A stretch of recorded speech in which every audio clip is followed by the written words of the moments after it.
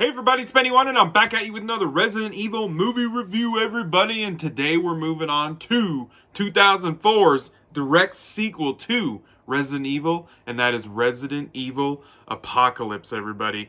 And I know when I first saw these two movies back when they were coming out, I was excited for this sequel because it was Raccoon City and it was already destroyed because Alice at the end of the first one woke up and she went out, got a shotgun out of a cop car, and Raccoon City was already destroyed. It had already been overrun by zombies and everything, everybody. So I was jacked as hell as someone who played the video games, where Resident Evil 2 and 3, they all mainly take place in Raccoon City. Yes, everybody.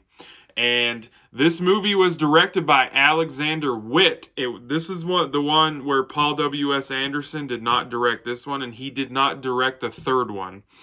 But he wrote all of these movies. He directed the first one, the fourth one, the fifth one, and sixth one, but he wrote all six of these movies. So he was involved with all these movies. So even though he didn't direct this one or the third one, so I enjoy this movie. I actually think this movie is pretty damn good in this franchise. But yeah, so Paul W.S. Anderson was still very involved.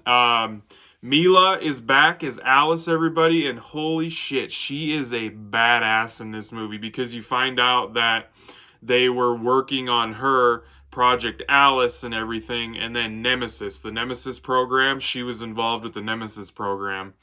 Because if you've played the video games, you know who Nemesis is. And basically in the movie, they release Nemesis and they want her and him to fight to see who the better creation is. And then, what's her name? Sienna Gilroy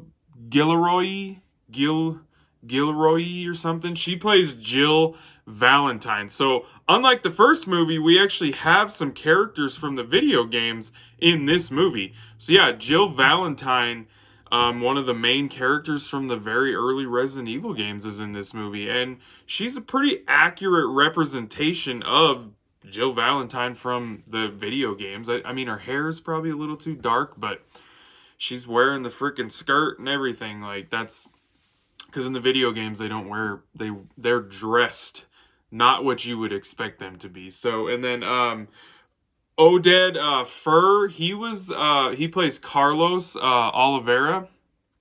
If you remember that guy, he played the Egyptian like spy type guy, fighter guy in the Mummy movies. That's who he was, and he's a good character. He's one of the Umbrella soldiers in the movie.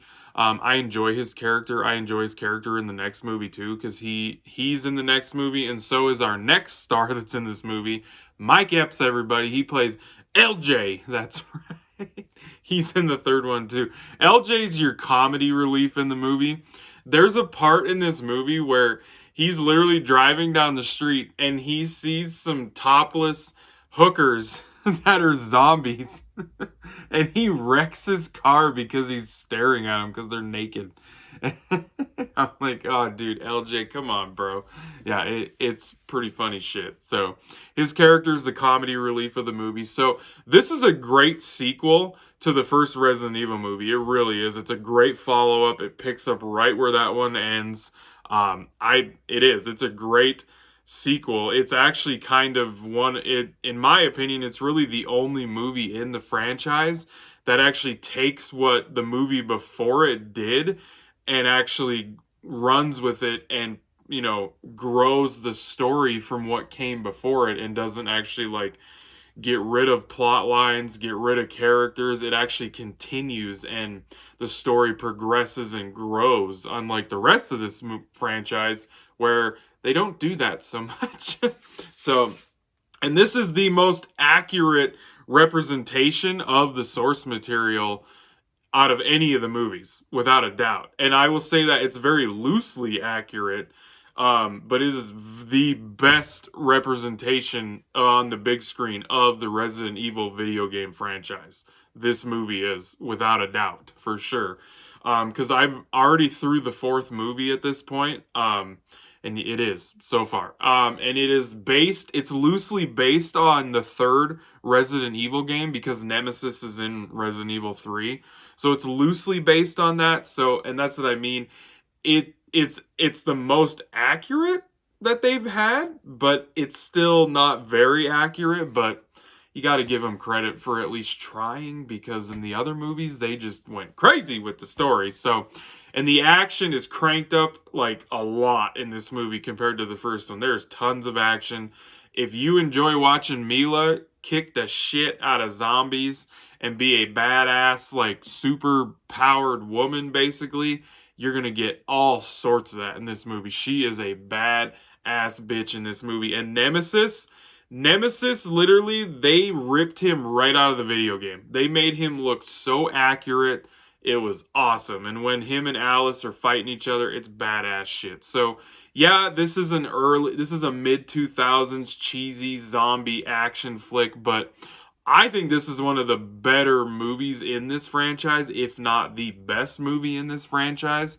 Rewatching it, it'd been years since I'd seen this movie. I love this movie. I think it's a great Resident Evil movie. So I'm gonna give this one freaking 9 out of 10. I enjoy this movie a lot. Does it deserve a 9 out of 10 if you look at it solely just based on a movie with the script, the acting, the producing, the editing? Probably not, but for me, it's a 9 out of 10. I thoroughly enjoy the movie. So yeah, guys. You guys will have to let me know in the comments if you've watched it and what you think about it. So, alright everybody, hope you guys enjoyed that review. Thank you for watching, and I'll be catching you on the tube later because I have spoken.